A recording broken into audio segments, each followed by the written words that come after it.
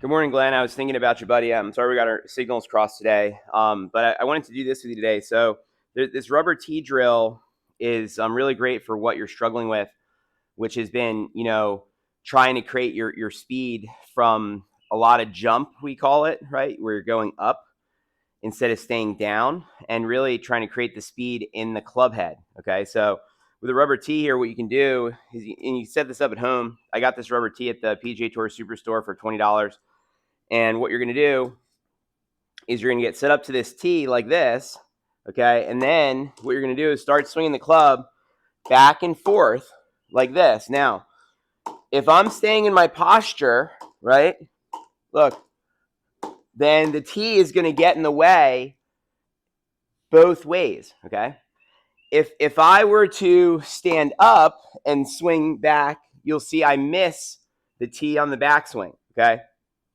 So this exercise helps you get the feeling of staying in your athletic posture while the swing is going on both sides of you. Now then the question remains, well, how am I going to create power that way, Ryan? Which I get asked a lot. And how you're going to create the power is with a wide to narrow arc. So I go wide going back, narrow from the inside, right? And that gets whip, okay? So then what you can do is you can set up to this rubber tee, get it swinging back and forth with the tee in the way, which keeps in your posture, and then gradually work on doing the wide straight back and then narrow from the inside. Look.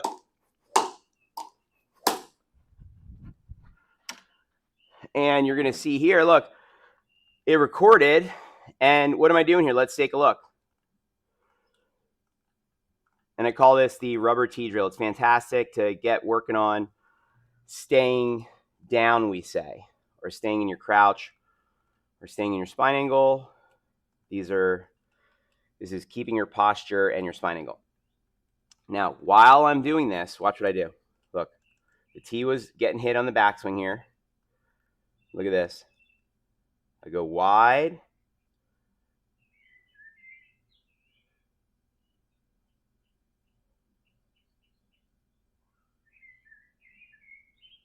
And then I go narrow.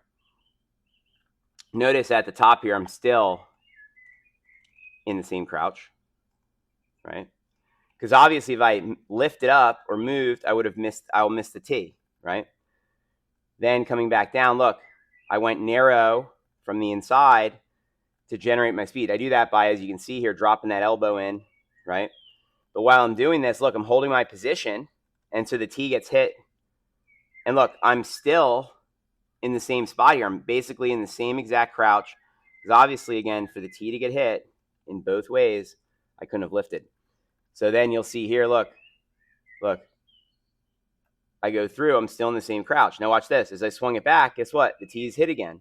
Swing it through, tee's hit again. So back and forth here, if you look right there, I'm staying I must be staying in the same place while I'm swinging back and forth because that tee is getting hit both ways.